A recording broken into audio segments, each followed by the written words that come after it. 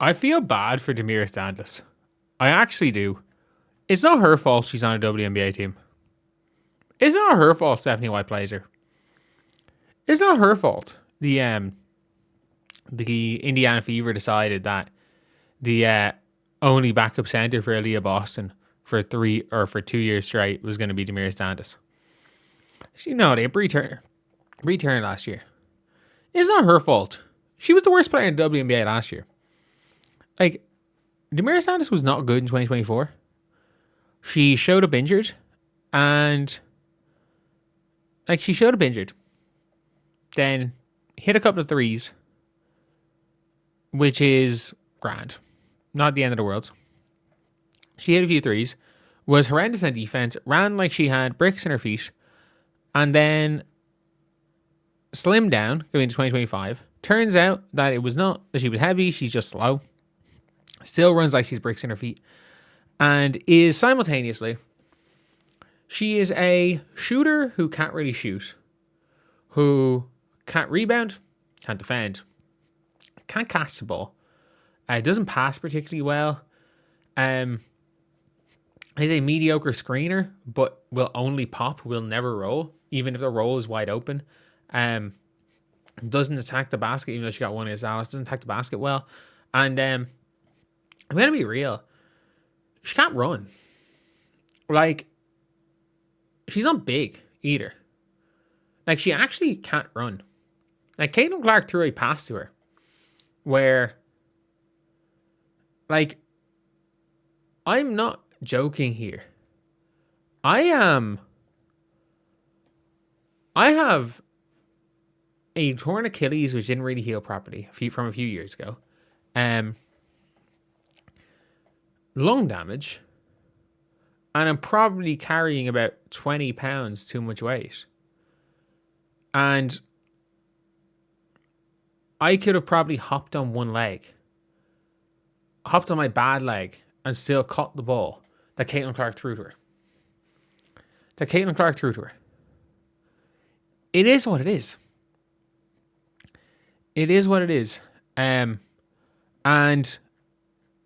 like, she is now fumbling passes straight to her. She was right in the basket and the ball was thrown to her. And she fumbled it in her hands and just threw it out of bounds. Not only that, I've played at the lowest level of pro. Not lowest, but a very low level of quote-unquote pro basketball. I've never been paid to play, but through all my young adult life, I played in what was technically a pro league and played with a lot of teammates who were getting paid. One of my housemates was getting paid to play ball here for a while. I play pickup constantly with pros, with low-level pros. And even at that low level, even in pickup, if you don't run back on defense, you're off. You're off. Like, in the lowest level of quote-unquote pro basketball with a couple of quote-unquote pros. I say quote-unquote because they're not making up to survive, a lot of them. And a bunch of amateurs that are just there because they grew up playing with them and are mates with them and hold it and just there to make numbers. If we don't run back on defense, if you don't run back on defense, it is, unless someone's like running in a wide open layup and there are situations, but like in general, if you don't run back on defense, sprint back, you can take it off on offense. It is literally get off the floor. Get off the floor, even in pickup here. Damiris Dantas doesn't run back on defense. Like, there are so many possessions where all Damiris Dantas has to do, like, she'll be at the halfway line and there'll be mid-fast break. And what you're supposed to do as a big, especially because she's never guarding a shooter, get to the basket and then come out to your man, especially if it's a non-shooter.